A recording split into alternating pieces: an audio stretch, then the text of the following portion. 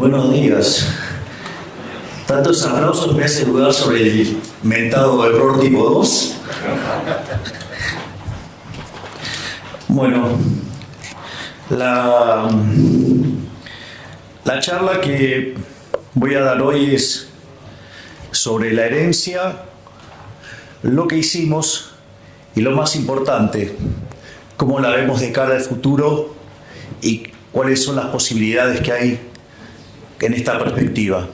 Lo primero que hay que entender es el desastre que recibimos. O sea, más o menos para que tengan una idea. Cuando una economía tiene déficit gemelos por 4 puntos del PBI, eso es una alerta amarilla. 8 es alerta roja y se van a dar una piña de lo lindo. Bueno, nosotros recibimos de herencia 17 puntos del PBI de déficit gemelos. Así es que se darán una idea del tamaño del desafío que teníamos.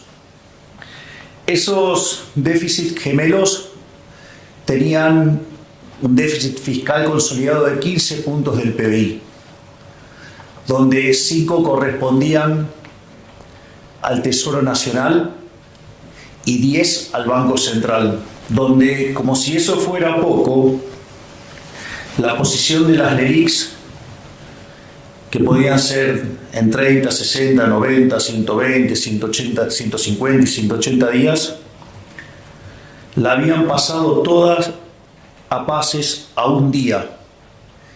Esto quiere decir que al momento en que asumimos, se podría haber cuadruplicado la base monetaria en un día. Digo, para tener órdenes de magnitudes de las dificultades con las que nos encontrábamos. Al mismo tiempo, en materia de dinámica de precios, al existir un tipo de cambio controlado, con una brecha tan grande, la contracara es que existe lo que técnicamente se llama money overhang o sobrante monetario. La magnitud del sobrante monetario en ese momento básicamente era similar a la que teníamos en la previa del Rodrigazo de 1975, lo cual implicó en aquel momento, cuando se quedó el país sin reservas y tuvo que forzosamente devaluar, sextuplicar la tasa de inflación. De hecho, pasó de 30 a 180%. Habíamos tenido una experiencia similar en el año 59, también de similar magnitud, y también había implicado una sextuplicación de la tasa de inflación. En aquel momento pasó de 20 a 120. Por lo tanto, si nosotros teníamos una inflación que básicamente venía viajando el 200%, eso implicaba que la tasa de inflación se fuera a niveles del 1200%. Además, si contemplamos que podíamos estar triplicando la base, digamos, incrementando 3 veces la base, eso implicaba llevar la inflación a 3.600% anual. Y si por otra parte consideramos que el gobierno anterior emitió 13 puntos del PBI de manera directa e indirecta, con una base que hoy está en 2.6, implicaba multiplicar por 5, es decir, metíamos 4 veces más de base monetaria, es decir, estaríamos hablando de una tasa de inflación en el orden del 15.000%. Esto que parece exagerado, haciendo las cuentas desde el lado monetario, la realidad es que durante la primera semana de diciembre los precios ya venían viajando al 1% diario, eso es anualizado 3.700% anual. Cuando ustedes consideran cómo venía en las 2 primeras semanas de diciembre, la aceleración fue tan grande que ya venían los precios viajando al 7.500% anual. Y esto, que parece una exageración y que de hecho muchos nos acusan de haber sido exagerados, cuando ustedes toman el caso de la inflación mayorista, en el mes de diciembre fue 54%. Eso en términos anualizados da 17.000. Es decir, efectivamente estábamos transitando el camino a una hiperinflación. O sea, lo único que requería esa hiperinflación para concretarse era la convalidación monetaria. Hay una anécdota muy divertida en un libro maravilloso que se llama El Banco Central, Teoría y Práctica, de un economista que se llama Alan Blinder, que fue uno de los primeros académicos de llegar al Comité de Política Monetaria de la Reserva Federal, que daba clases también en Princeton junto a Bernanke, y cuenta algo que es muy interesante, ¿no? Dice, supongamos que tenemos el banquero central perfecto. Entonces, el banquero central perfecto, supongamos que hiciera control de tasa de interés. Digo, no es el instrumento que a mí me gusta, pero el libro está hecho con ese ejemplo. Y entonces, este banquero central es tan genial que no solo que sabe en cuánto mover la tasa, sino que además acierta a la perfección en los rezagos. Entonces, cuando él ve que se está por acelerar la tasa de inflación, empieza a subir la tasa y entonces logra que la inflación permanezca en el target. Cuando ve que la economía, está desacelerando y la tasa de inflación se va por debajo, modifica y de vuelta deja la inflación en el target. Es interesante porque en el límite esto podría implicar que moviera la tasa de interés como si fuera un electrocardiograma de alguien que está bien o alguien que esté corriendo, si fuera el caso, y deja constante la tasa de inflación, es decir, el tipo es perfecto. Ahora fíjense que cuando está subiendo la tasa de interés, va a haber un montón que los van a estar criticando porque dicen, ¿a dónde estás viendo la inflación y nos vas a meter en una recesión? Y cuando la baja, dice, vos vas a estar alentando la inflación. Es decir, el tipo hace un trabajo perfecto y ¿qué le va a pasar? Lo van a estar criticando todo el tiempo. Bienvenidos al mundo de la política.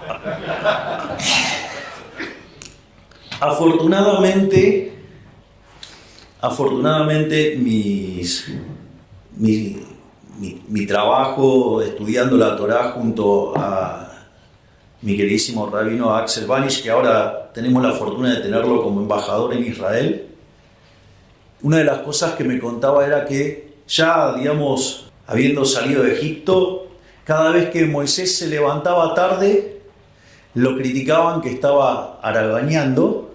Si se levantaba temprano, decían que estaba peleado con la mujer, y si se levantaba en el horario, era porque no tenía nada que hacer. Es decir, no importa lo que hagan, los van a criticar igual. O sea, eso, es bastante tranquilizador al momento de iniciar la gestión, porque se lo criticaban a Moisés, entonces a mí me pueden decir de todo y lo tengo más que bien merecido. Así que en ese sentido, pero es bueno saber porque ahora, hay un montón que dicen, nunca hubo hiperinflación, ¿no? Se olvidan que en el medio, ahora lo voy a describir, pero llevamos un ajuste de 13 puntos del PBI, el más grande en la historia de la humanidad. Pero bueno, es la vida. La otra parte era el desequilibrio cambiario. Es decir, la relación entre el paralelo y el oficial era 3-1. Por lo tanto, la situación estaba bastante complicada. Acá hay algo interesante, que me voy a adelantar a la parte de las críticas que nos hacen. Porque ahora, que hay que subir el tipo de cambio y todas esas cosas. Yo me acuerdo que estábamos en el Hotel Libertador, estaba con el equipo de Toto, y el consenso del mercado era que teníamos que llevar el tipo de cambio a 600. De hecho, yo lo quería llevar a un nivel que, ajustado por riesgo país, quedara igual que el paralelo. Eso tiene una justificación técnica para tratar de eliminar el exceso de demanda y que el impacto en actividad sea lo menos posible. Me causa gracia porque esos mismos, que se quejan de que ahora el tipo de cambio está atrasado, decían que tenía que ser 600 y la hipótesis de inflación que tenían es mucho más alta que la que estamos viviendo. No les cierra el modelo, muchachos. Es decir, lo que digo es, ojo con esos economistas porque no les cierra el modelo. Es decir, me decían que el tipo de cambio tenía que ser 600, que estábamos locos en ponerlo en 800 y la hipótesis de inflación que tenían era más alta que la que estamos teniendo en la realidad. Digo, no les cierra el modelo, yo solamente lo menciono. Después teníamos un problemita menor que se llamaba reservas internacionales netas. Estábamos 11.500 millones de dólares abajo. Teníamos otro problemita también, no blanqueado, que todos sabíamos que existía, que se llamaba el CIRA, que en realidad eran 60.000 millones de dólares, pero que cuando pedimos que se blanqueara y que se acercaran, evidentemente había una parte que sabía que estaba haciendo cosas no lícitas y se blanquearon 45.000 millones. Otro problema más que teníamos es que teníamos vencimientos en moneda extranjera por 25.000 millones de dólares, concentrados principalmente en multilaterales, y teníamos el acuerdo con el Fondo Monetario caído. Por lo tanto, teníamos un problema enorme, con esos 25.000 millones de dólares. Y la verdad que como si todo esto fuera poco, teníamos vencimientos en pesos por el equivalente de 90.000 millones de dólares. Entonces, si ustedes contemplan el desequilibrio que teníamos en el plano monetario, que era peor que el de la previa del Rodrigazo, una situación patrimonial del Banco Central muchísimo peor que la que teníamos en la previa de la hiperinflación del 89, y que además teníamos indicadores sociales peores que los que teníamos en el 2001, verdaderamente estábamos frente a la madre de todos los males, porque teníamos todas las peores crisis, las teníamos todas juntas. Ahora, esto es para llorar. Miren, la verdad no. Porque la única forma en que podría llegar a haber un gobierno liberal libertario en un país que arrastra 100 años de socialismo era en el medio de un desastre. La única forma que esto podía ocurrir era esto. Era una carambola a tres bandas. Y la fuerza del cielo lo permitieron. Y como si todo esto fuera poco, en realidad la actividad económica venía cayendo y tuvo un repunte, Bien, Cristiano, esa es la gorra. Es más, tengo versión hasta en hebreo de la misma. Eso es divertido, de dónde salió esa. Bueno, se la voy a contar porque es divertido. Para que vean lo dinámica que es la política. Nosotros, cuando con Victoria asumimos como diputados en diciembre del 21, un periodista de Diputados TV, que yo lo conocía de América, un verdadero grosero, me dijo: pero ustedes son 2 diputados, ¿qué pueden hacer 2 diputados en 257? No van a poder hacer nada. Y yo le contesté con el primer libro de Macabeos 3:19, que dice: la victoria en la guerra no depende de la cantidad de soldados, sino de las fuerzas que vienen del cielo. Maradona tendría una frase para eso.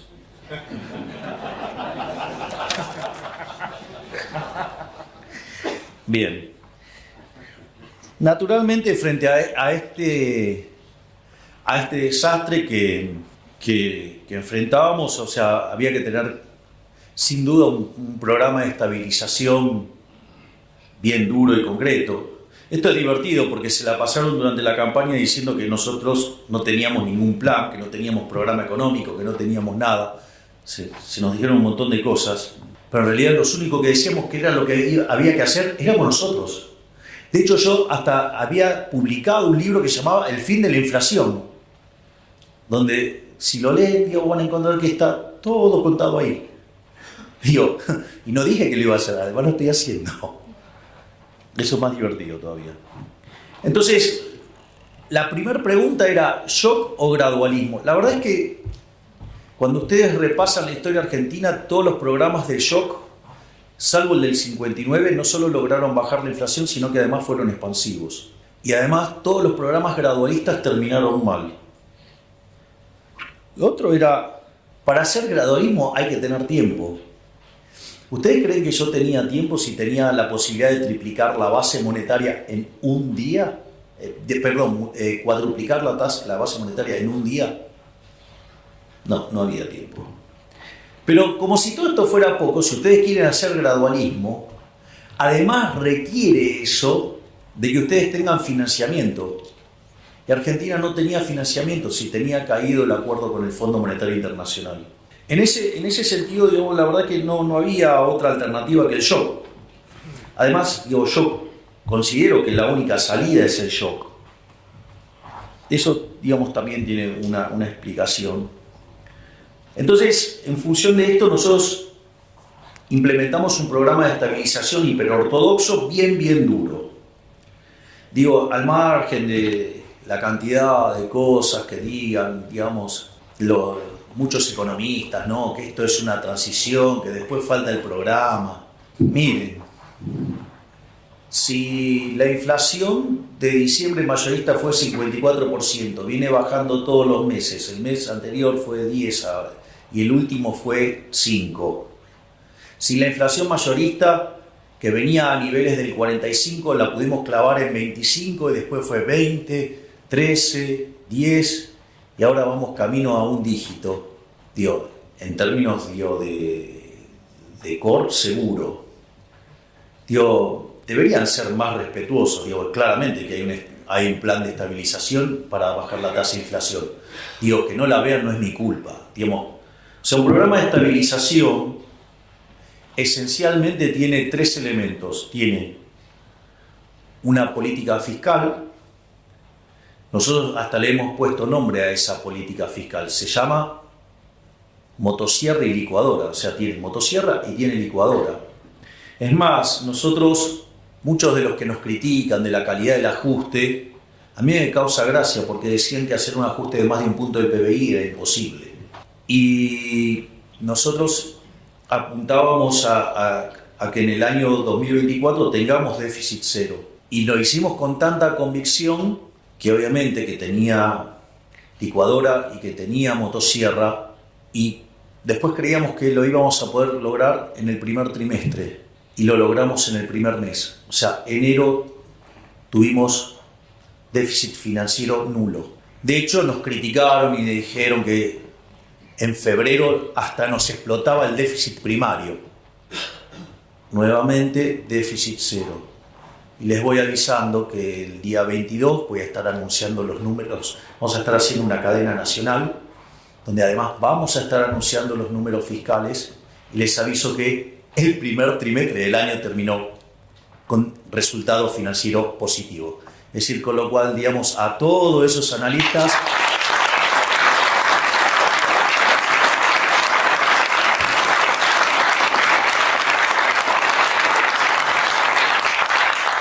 Es decir, a todos esos analistas que dicen que nos va a explotar el déficit y todo eso, les dedico el aplauso que ustedes tuvieron recién o nuevamente la frase de Maradona. El otro elemento es el tema de la política monetaria. El tema de la política monetaria, básicamente, el Banco Central está quebrado. Entonces la pregunta es, ¿cómo se resuelve la quiebra del Banco Central? Es decir, porque esta es la clave. La quiebra de un banco central se resuelve licuando sus pasivos. O sea, con el tamaño del problema argentino implicaba un nivel de precios estratosférico hasta que licuaran tanto los pasivos que el patrimonio neto por lo menos quedara nulo. ¿Hasta ahí vamos? Si esto es así, quiere decir que dado ese nivel de precios para resolver el saneamiento del Banco Central está en la estratosfera, dado los precios de hoy, la línea que une esos dos niveles de precios le da la tasa de inflación implícita. Por lo tanto, era fundamental sanear el Banco Central, ¿para qué? Para que ese nivel de precios estratosférico que dejaba nulo el patrimonio del Banco Central fuera bajando. Y en la medida que ese nivel de precio bajara, por lo tanto, la tasa de inflación esperada tiene que bajar. Naturalmente, digamos, ahí también arrancamos con un proceso de saneamiento del Banco Central. Ahí también nos encontramos con algunas críticas. Hasta tengo los WhatsApp y tengo los informes de las consultoras hablando que había que llevar la tasa de interés real a terreno positivo. Si hubiéramos hecho eso, en lugar de haber descomprimido el balance del Banco Central como lo hemos hecho hasta ahora, les cuento que en lo que va del año ya hubiéramos metido 4 bases monetarias más en instrumentos remunerados. Entonces ahora estaríamos discutiendo ¿qué cosa? No, esto es insostenible. Estaríamos hablando de la pelota de las LELIQs o la pelota de los pases o no sé qué cosa, digamos, una bola de nieve que nos iba a arruinar en una hiperinflación. Ahora todos ellos están todos escondidos, nadie dice nada. Es decir, le deben tener miedo a la frase de Maradona. Pero dicho de otra manera, lo importante es que la contracara de ese déficit cuasi fiscal de 10 puntos del PBI ya lo llevamos a 4. Es decir, no solo que llevamos hecho un ajuste fiscal de 7 puntos del PBI en el Tesoro, motivo por el cual ahora hemos empezado a relajar partidas y entonces ahora empieza a quedar más motosierra y mucho menos de licuadora, digo, para los que están tan preocupados por la calidad del ajuste, como si no fuera que una licuadora permanente es una motosierra, ¿no? Pero bueno, ese es otro detalle. Lo importante es que hemos hecho sucesivas bajas de tasa de interés y todo el mundo ¿qué esperaba cada vez que bajábamos la tasa? Que subiera el tipo de cambio y que perdiéramos reservas. Bueno, llevamos acumulados más de 12.000 millones de dólares de reservas. Salimos del terreno de las reservas netas negativas y en el medio pagamos un montón de cosas. Por lo tanto, también lo que hicimos en materia monetaria y cambiaria es un éxito. De hecho, ahora la discusión es, no, bueno, pero la tasa en dólares es enorme. Y entonces, si yo le hubiera puesto en términos reales positivos, hubiera sido todavía más grande. Entonces, que más o menos se pongan de acuerdo qué quieren decir con la tasa de interés, porque nosotros siempre tuvimos claro que era un problema de arbitraje con la tasa en los dólares. Es decir, no mirar como un cavernícola, digamos, la tasa de interés real en una economía cerrada. Por lo tanto, digo, ¿qué es lo que hemos, y obviamente que hicimos el ajuste del tipo de cambio? Si ustedes se acuerdan, cuando nosotros estábamos en campaña, decían que con nosotros el tipo de cambio iba a estar en 6.000, en 10.000. Me parece que le erraron por un poquito. Entonces, digo, ¿qué tenemos en materia de resultados? No solo que hemos logrado el déficit cero, sino que nos hemos pasado un poco. Digamos, en lugar de hacer un ajuste de 5 puntos del PBI, hicimos uno de 7. Eso lo pueden ver en un trabajo que hizo Nadine Argañadás, que de hecho lo circuló por Twitter. Y además bajamos el cuasi fiscal en 6 puntos, o sea que hicimos un ajuste de 13 puntos del PBI. Es decir, acabamos de hacer el ajuste fiscal más grande en la historia de la humanidad, porque además encima lo hicimos en 3 meses. Sí, esto es importante, digo, pero eso es justamente lo que permitió evitar la hiperinflación. Además, una de las características que tiene el tema del déficit cero y que es muy importante es lo siguiente: cuando ustedes tienen déficit financiero nulo, significa que la deuda no sube. Si la deuda no sube, la relación deuda-producto no sube. Por lo tanto, ustedes están en un sendero sostenible, es decir, ustedes pasan a ser solventes. Y si ustedes pasan a ser solventes, el precio de los bonos tiene que subir. Y de hecho, de $18 que estaban cuando nosotros asumimos, hoy están cerca de 60. Y el riesgo país, que estaba en 2.900, hoy está en 1.200. Y si logramos bajar 200 puntos básicos más el riesgo país, ya podemos ingresar a los mercados de deuda. Este ajuste fue tan fuerte y tan positivo la forma en que lo hicimos, que además, cuando fuimos a negociarlo al fondo, mientras que todos los analistas decían que nuestro programa era inconsistente y que una revisión del fondo con programas caídos, como el caso argentino, demandan como 3 meses, nosotros sacamos el acuerdo en un fin de semana. Se imaginarán cuál es la frase. Y obviamente que esto se está traduciendo en la baja de la tasa de inflación, porque, como les decía, la inflación de mayorista, que es la que se anticipa, estaba en 54%, es decir, el equivalente del 17.000% anual, y hoy está en 5%. Es más, el propio Fondo Monetario Internacional, que tenía expectativas de inflación para este año, para Argentina, en torno al 250% anual, la bajó a 150. Bajarla a 150 significa que de hoy para adelante está esperando que en promedio la inflación sea del 5,5. Pero como ese proceso no es lineal, quiere decir que vamos a un dígito bajo hacia diciembre. Es decir, que lo estamos logrando. Naturalmente hay un montón de críticas. Digo, lo que pasa es que las críticas a mí me parece que se tendría que hacer, digamos, entendiendo el modelo que uno tiene en la cabeza. O sea, yo por ejemplo, no sé, cuando dicen programa integral, ¿no? Entonces dice políticas sectoriales dentro del programa dentro del programa. Miren, yo no soy Leontiev, no sé si soy claro. Es decir, yo no les voy a hacer el plan quinquenal. Yo no creo en eso. Yo no creo en una economía dirigista. Yo soy liberal libertario. Yo me voy a ocupar de arreglar la macro. La micro la tienen que arreglar ustedes. ¿Qué tengo que estar haciendo yo con la micro? Ya bastante con las estupideces que venimos haciendo hace 100 años, que hacemos cualquier desastre macro y después vienen los políticos eligiendo los ganadores. Lo cual además es una fuente de corrupción enorme. Por lo tanto, digamos, ¿cuál es la regla de un liberal en esto? Don't pick the winners. Yo me voy a encargar de estabilizar la economía, de bajar la inflación, de generar las condiciones para que la economía vuelva a crecer. El resto es todo de ustedes. Es decir, el que mejor esto lo explica es Claudio Suchovicki. Tiene un ejemplo fabuloso. Milei se va a ocupar de la inflación, sí. Se va a ocupar de déficit fiscal, sí. Se va a ocupar de la cuestión cambiaria, sí. Se va a ocupar de limpiar el balance del Banco Central, sí. ¿Se va a encargar de su negocio de pizzería? No. Usted tiene dos pizzerías, una le va bien, otra le va mal. Tiene el mismo contexto internacional, tiene la misma macro. Yo no me voy a ocupar de la pizzería, eso es un problema micro, eso lo tienen que resolver ustedes. ¿Qué tengo que estar haciendo yo metiéndome en el negocio de cada uno de ustedes? Digo, no se puede ser tan fatalmente arrogante.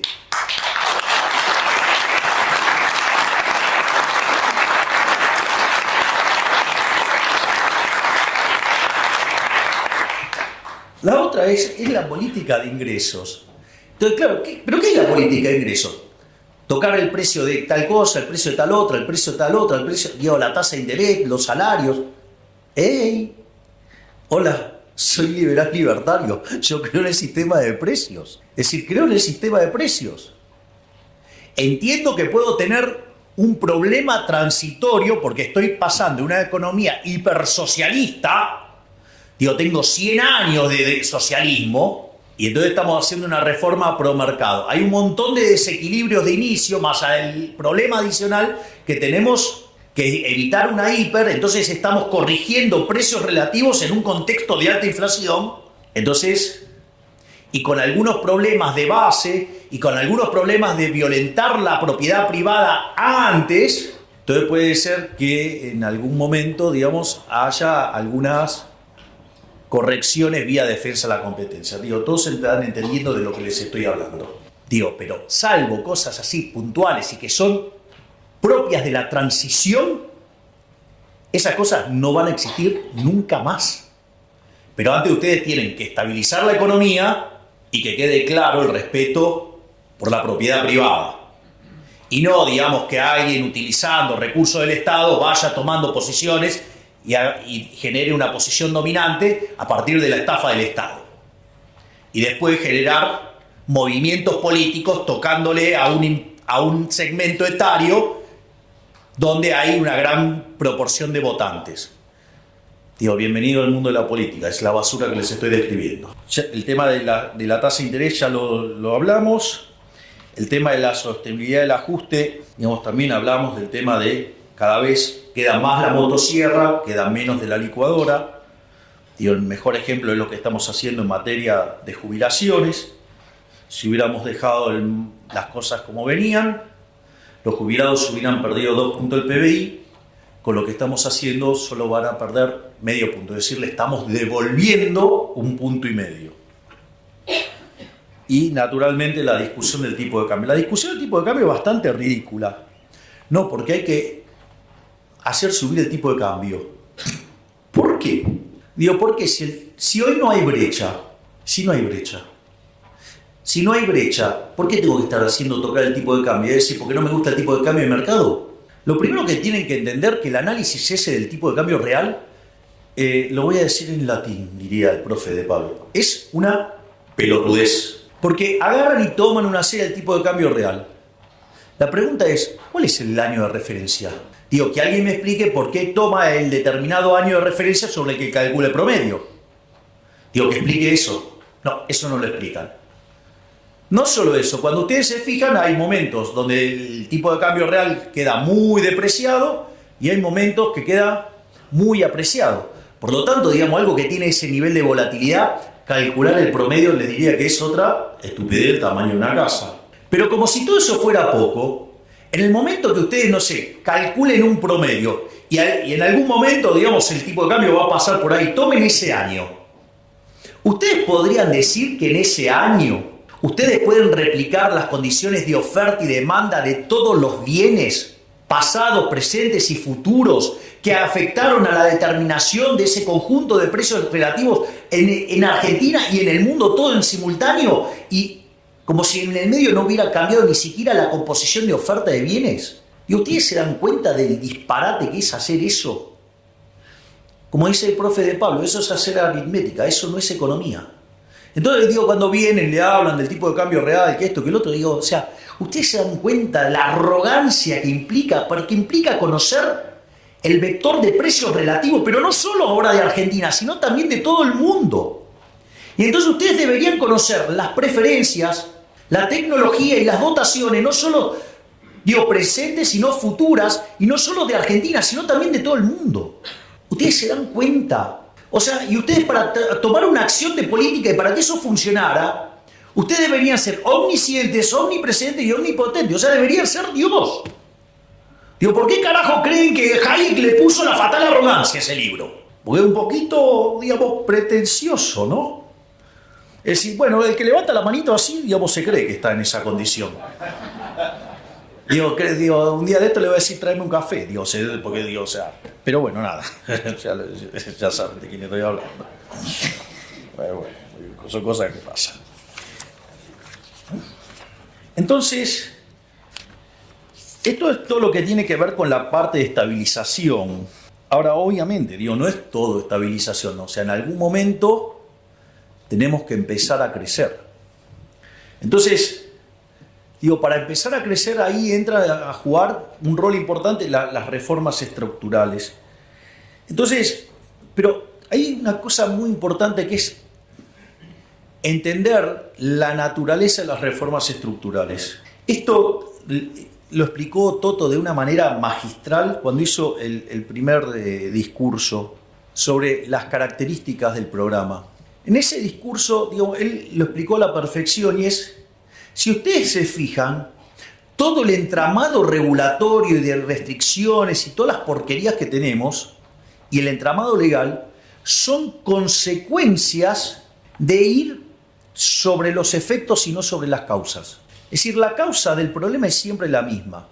Ustedes toman los últimos 123 años de historia argentina, Argentina tuvo déficit fiscal durante 113. Ustedes, Argentina, desde el año 1901 hasta hoy tuvo 22 crisis. 20 tienen origen fiscal, que tienen o déficit fiscal alto o extravagantemente alto. Por lo tanto, digo, el problema central es el déficit fiscal. Entonces, por ejemplo, no sé, ustedes tienen déficit fiscal, lo financian con emisión monetaria. Entonces, ¿qué es lo que pasa? En algún momento se le deteriora. O sea, entonces sostienen el tipo de cambio, ¿no? Entonces tratan de anclar con el tipo de cambio. Cuando ustedes hacen eso, ¿qué les pasa? Pierden reservas. Entonces aparece la ley penal cambiaria, ¿para qué? Para que ustedes no puedan comprar dólares. Digo, en lugar de arreglar la causa, que es el déficit fiscal, como los políticos no quieren tocar la de ellos, ayer quedó bien claro eso, que la de ellos no se toca, Macri diría, la mía está. Ayer fue un claro ejemplo, la mía está.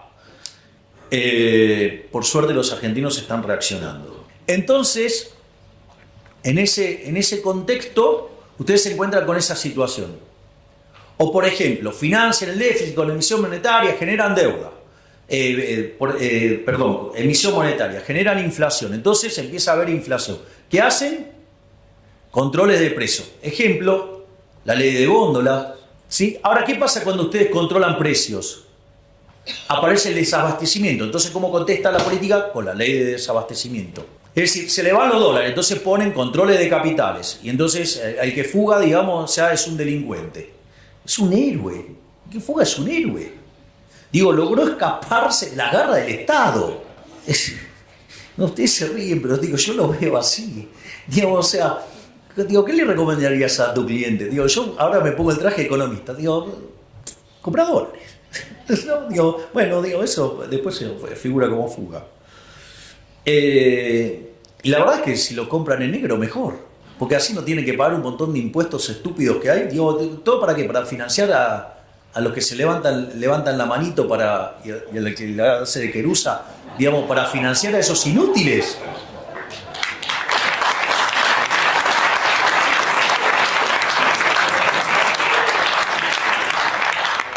La frase dice que el ladrón que roba a otro ladrón tiene 100 años de perdón. Digo, con lo que han robado los políticos argentinos tenemos la eternidad ganada.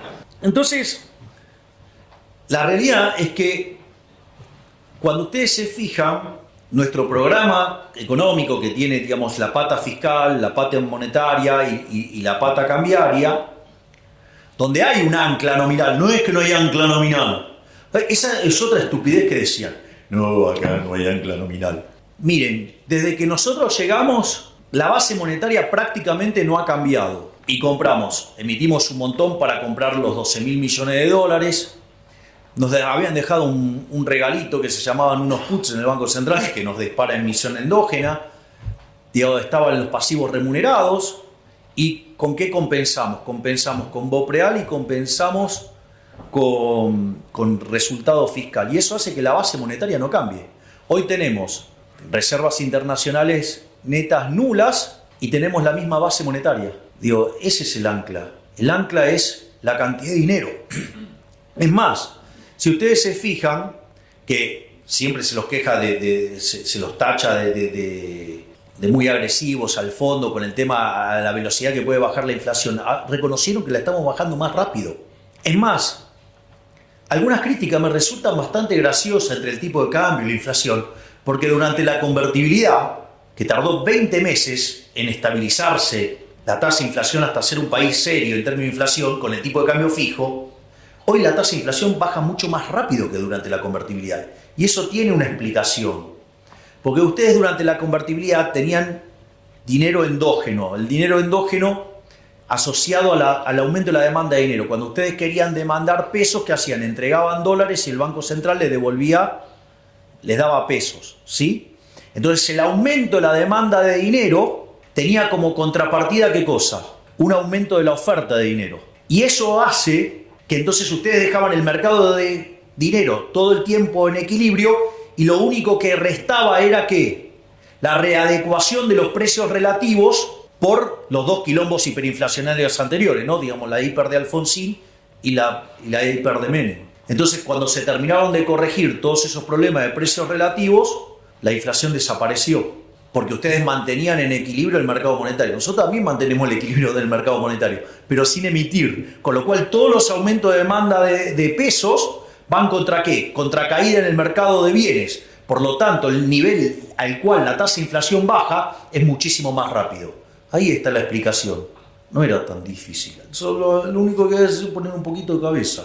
Entonces, para enfrentar esto, nosotros enviamos el programa de reformas más ambicioso de la historia argentina. Mandamos 1000 reformas en 2 instrumentos. 1/3 en el DNU, 2/3 en la ley bases. El DNU todavía sigue en pie, pero ¿cuál es la característica de estos instrumentos? Tiene 3 elementos. El primero, que a diferencia de todos los DNU que hubo en Argentina, donde todos avanzaron sobre las libertades individuales, sobre la propiedad privada, esta es la primera vez que devuelve libertades, o sea, le devuelve libertad a los ciudadanos. Hace un respeto furioso de la propiedad privada, promueve estructuras de mercado más competitivas. Eso sí, tiene un defecto enorme, tanto el DNU como la ley bases. Un defecto tremendo. Va contra el curro de los políticos. Eso se vio con claridad lo que hicieron, cuando lo voltearon en la Cámara de Senadores. obviamente, digamos que los mayores abanderados de los curros que van a decir, no, el decreto sí es constitucional. Afortunadamente, la Corte, después de algunas cosas, ahora parece que como que se encaminó, se reorientó y ahora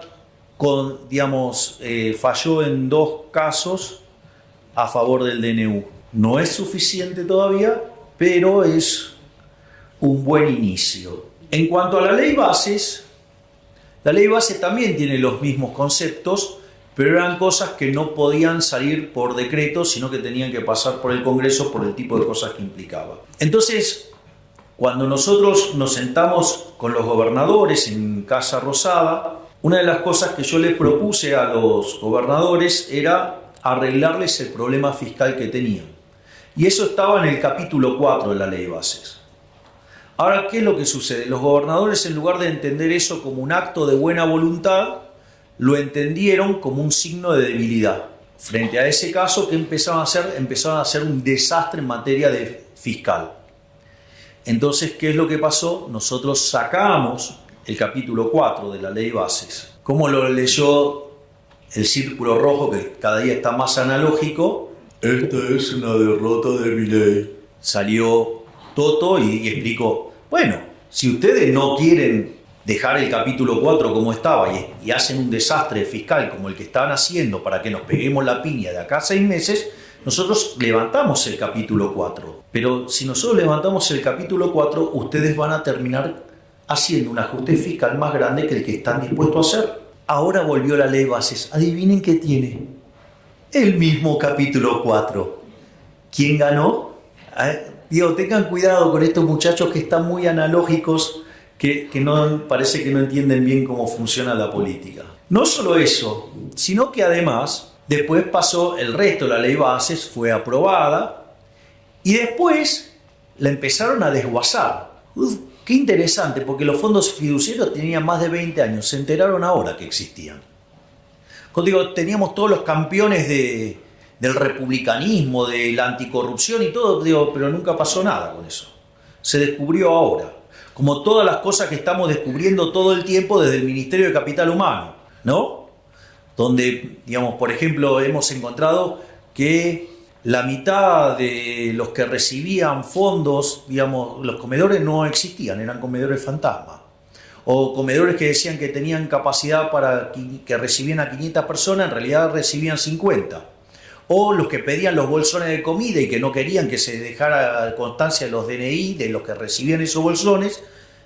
O no solo eso, sino que además cuando recibían los bolsones cotizaban una calidad extra premium y cuando, ustedes ponían los fideos se deshacían al momento de tirarlo al agua. Miren todas las cosas que hemos encontrado. O el pochoclero que me llamaba Semana Santa, se cae entre marzo y abril. Claro, porque estaba esperando que entre marzo y abril le pudiera llegar a entrar la causa de los guardapolvos a la mujer.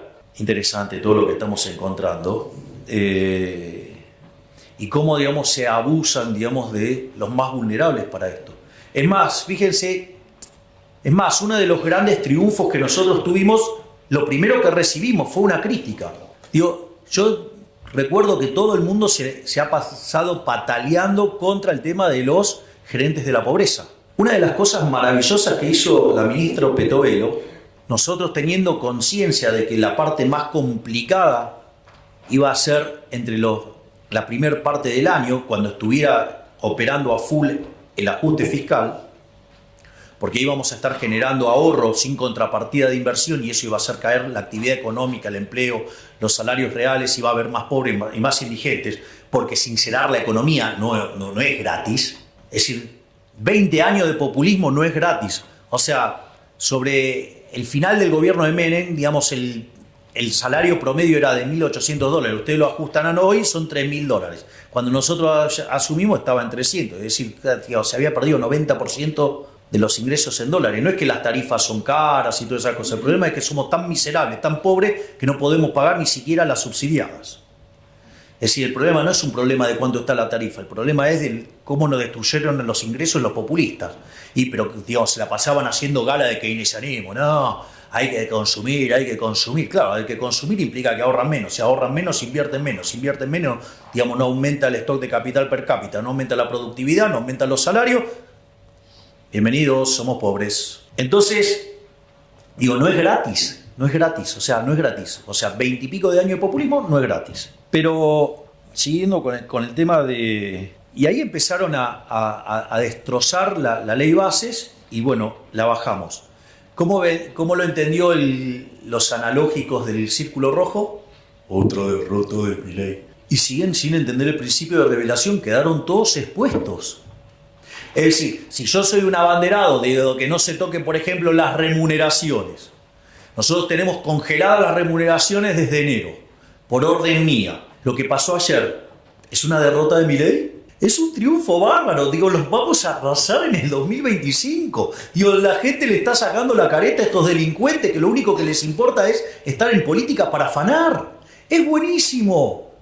Es decir, es un momento de revelación maravilloso lo que estamos viviendo. Está saliendo todos los pufos a la luz, está saliendo toda la porquería de la política a la luz. Es decir, los estamos dejando en evidencias a todo. En el 2025 los vamos a aplastar directamente. Y ahí, digamos, ya entro en la última parte de lo que va a ser esta presentación. Nosotros, las reformas que planteamos en DNU más bases, implicaba que en términos de libertad económica saltáramos 90 puestos.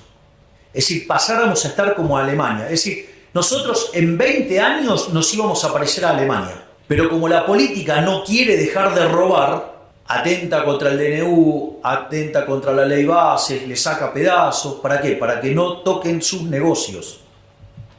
Les tengo una noticia. Las reformas que no podamos meter ahora, las vamos a meter a partir del 11 de diciembre del 2025. Y además de esas, tengo 3.000 más. No voy a hacer que Argentina se parezca a Alemania, porque Alemania tiene un PBI per cápita de $50.000. Yo no quiero ir por cosas chiquitas, yo me quiero parecer a Irlanda. Quiero ir por un PBI per cápita que es 50% más grande que el de Estados Unidos. Esa es la revolución que estamos proponiendo, una verdadera revolución de la libertad.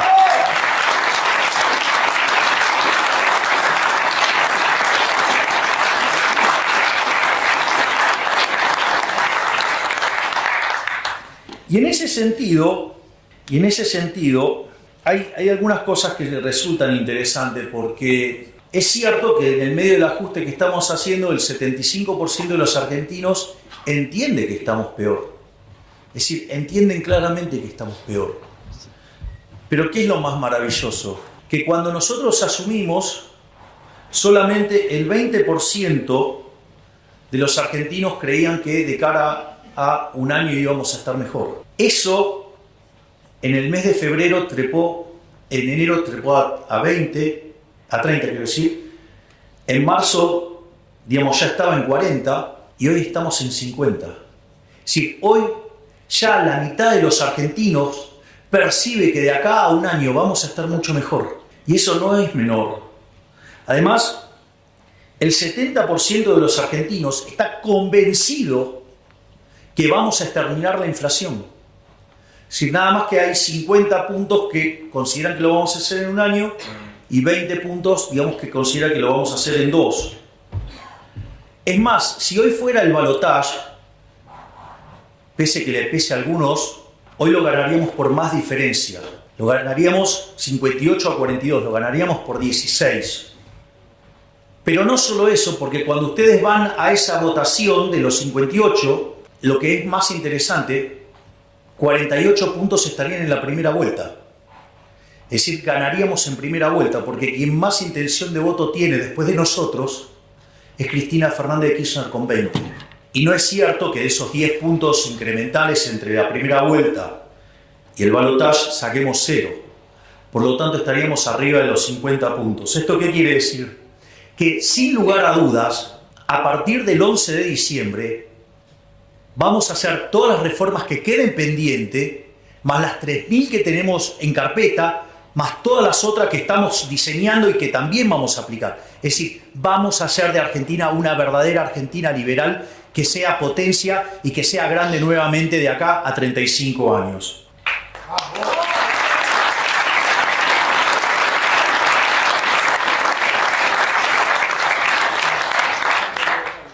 Y finalmente, la pregunta es ¿cómo? ¿No? Porque o sea, con solo, parece casi fundamentalista, digamos, el tema de con que solo, si yo le digo subimos en libertad económica va a ocurrir, o sea, me pueden tener mucha estima, pero creerme tanto, hasta sería peligroso, les diría. Entonces, el punto es cómo es todo el proceso. Miren, la primera parte es rebote. De hecho, fíjense que cada vez son más los analistas que están viendo una B corta. Esa B corta ya había aparecido un indicador que pareció raro, que para febrero el desestacionalizado de Orlando Ferrés había dado positivo. Pero claramente es un indicador, el desestacionalizado, que tiene mucha inestabilidad en la punta. Entonces hay que tomárselo con mucho cuidado eso. No solo eso, cuando ustedes empiezan... Ahora salió el índice líder, digamos, de la Ditela, que anticipa, digamos, la evolución de la actividad y dio positivo. Cuando ustedes miran minería, viene para arriba. Cuando miran oil and gas, viene para arriba. Cuando miran el campo, viene para arriba. Es decir, cada vez tenemos más indicios de que esto está rebotando y levantando. No solo eso, sino que además ustedes tienen algunas cuestiones adicionales. Y es que donde se notaron las caídas más fuertes, digamos, el recorte se está dando en B de manera violenta. No sé, ejemplo, CAME, las ventas, digamos, pegó un rebote fuerte. No solo eso, sino, digamos, que la brutal caída del riesgo país, eso, cuando ustedes miran empíricamente, cada vez que el riesgo país se desploma, digamos, la actividad rebota fuertemente. Pero no solo eso, además hay otro elemento fundamental, y es, aun cuando no hiciéramos ninguna de las reformas estructurales, la descapitalización de la economía obedece a todo un conjunto de reformas estructurales negativas que hicieron que uno se coma el capital. Si la economía argentina está muy descapitalizada, ¿por qué está descapitalizada? Para que el valor del producto marginal del capital, la TIR de la firma, esté por encima del WACC, ¿no? Para que no destruyan valor. Entonces, en ese contexto, ustedes lo que tienen es que, cambiando la regla de juego, ¿qué pasa ahora? La tasa está desalineada con el costo de oportunidad de capital. ¿Por qué creen que vuelan las acciones? Justamente por eso, porque afuera la están viendo. Entonces, en ese que de 20 años de destruir capital, una productividad enorme, retornos reales enormes contra tasas de interés desplomándose, ustedes tienen una posibilidad de ganar plata a lo loco, aún sin reformas estructurales. Es decir, podemos hacer reformas, sin hacer reformas, podemos crecer durante un periodo interesante de tiempo, no a las tasas que a mí me gustaría, pero sí podemos rebotar fuerte ahora y crecer fuerte, en el arranque. Entonces vamos a llegar al 2025 con tasas de expansión muy fuertes, compuestas de rebote y de crecimiento por descapitalización y tasa de inflación cayendo. Prepárense porque vamos a arrasar. Y ahí sí vamos a tener la composición de las cámaras que necesitamos para hacer las reformas que Argentina necesita para volver a ser grande. Pero eso no es todo. Si ustedes se fijan, nosotros estamos... Cuando termine todo esto, el ajuste fiscal va a ser el consolidado de 15 puntos del PBI. Es decir, va a haber 15 puntos del PBI que se los llevaba el gobierno para financiar actividades parasitarias y que ahora ese ahorro se va a transformar en inversión productiva. Y eso le va a meter a la economía por lo menos entre 4 y 5 puntos de crecimiento adicional. Entonces, nos estamos preparando para generar un verdadero, yo no diría milagro económico, porque lo único que estamos haciendo es lo que dicen los libros que hay que hacer. Pero, tenemos la cabeza tan deformada después de 100 años de lavado de cerebro en la educación pública, sea de gestión estatal o de gestión privada, tenemos tanto socialismo en sangre que, claro, cuando uno lo ve así parece un milagro. En realidad lo único que estamos haciendo es aplicar el manual. Por lo tanto, digamos, las perspectivas de crecimiento para adelante son maravillosas, porque además, por más que no tengamos todas las mayorías para hacer todas las reformas que queremos, solo para una gran parte de las reformas, digo, cuando empiecen a ver la oleada liberal, libertaria que se viene, se van a acomodar. Y eso va a permitir, digamos, que las reformas salgan mucho más fácil de lo que uno lo ve ahora.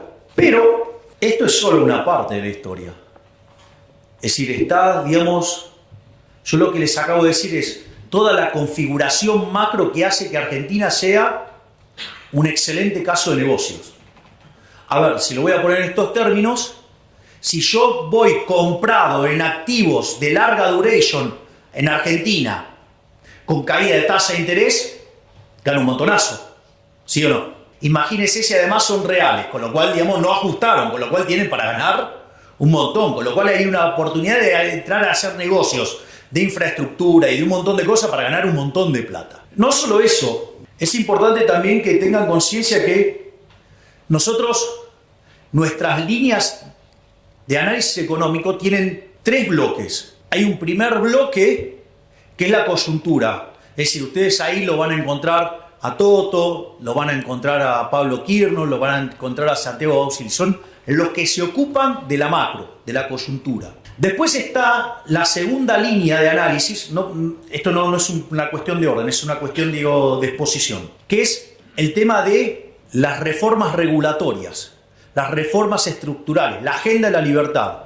Ustedes ahí tienen a 2 colosos, tienen a Federico Sturzenegger y al doctor Rodríguez Chirilo, digo, que son los que diseñaron las reformas estructurales para liberarnos de toda esta miseria socialista que cargamos hace 100 años. Y después está el tercer grupo, que tengo el privilegio de tenerlo acá, al que le dice Damian Reidel, ¿sí? Que es el que se encarga, digamos, de pensar la economía del futuro. Y donde con el consejo, digamos, que él elabora, analizar y estudiar políticas para que Argentina se convierta en un país de vanguardia, un país de primer mundo, donde estemos a la vanguardia del progreso tecnológico. Si lo estamos haciendo, es decir, estamos dejando todo. Ahora, pero quiero ahora sí cerrar con algo muy importante para que tengan claro que yo les puedo dejar todo listo, pero que la decisión final es de ustedes. Los que tienen el poder de transformar la Argentina son ustedes, no es un político. Yo lo único que tengo que hacer es allanarles el camino, hacerles la vida más fácil. Pero los verdaderos creadores de riqueza son ustedes. Los que van a cambiar el futuro del país son ustedes. Los que van a hacer una Argentina mejor son ustedes. Los que nos van a poner de pie son ustedes. Son los empresarios, los emprendedores. No los políticos. Los políticos no crean valor, lo destruyen. Y lo que yo estoy haciendo es devolverles la libertad. Se los dije en las elecciones. El resto de los políticos, ¿qué les pide? El voto para que les den el poder, para poder transformar su vida. Y yo les dije, yo les pido el voto para poderles devolverles la libertad a ustedes y que ustedes sean los verdaderos arquitectos de su futuro. Entonces ustedes se tienen que hacer cargo de ser los héroes de esta historia. Yo les voy a allanar el camino. En la medida que Argentina además empiece a crecer, yo les voy a poner un pie encima al gasto público, tal que lo licúe en términos de PBI y empezar a devolverle la plata de los impuestos. Es decir, de acá en el futuro también va a haber mucha baja de impuestos. Y va a generar además una retroalimentación virtuosa. Entonces se los voy a contar para que tengan idea de esto. Nosotros, digamos, hoy es un día muy especial. Digamos, hoy, un día como hoy, digamos, hoy es el cumpleaños del Rebe. Y además, estamos entrando en Pesaj, digamos, donde se recuerda la salida de Egipto.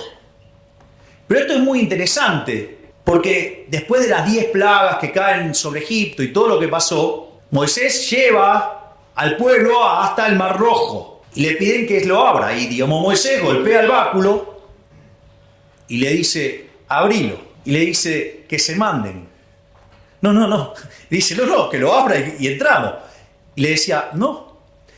Tienen que tener fe, tienen que mandarse, tienen que entrar y cruzar. y el agua no se abría. Y del otro lado estaban los egipcios, o sea, la esclavitud, que se los venían a llevar puesto. Y ahí, cuando Nahshon, el príncipe heredero, se lanza y cree y confía, se abren las aguas y ahí se da la liberación final. ¿Qué quiere decir eso? Muchachos, en algún momento van a tener que poner las pelotas, van a tener que invertir, se van a tener que jugar para que se abran las aguas y seamos libres. ¡Viva la libertad, carajo!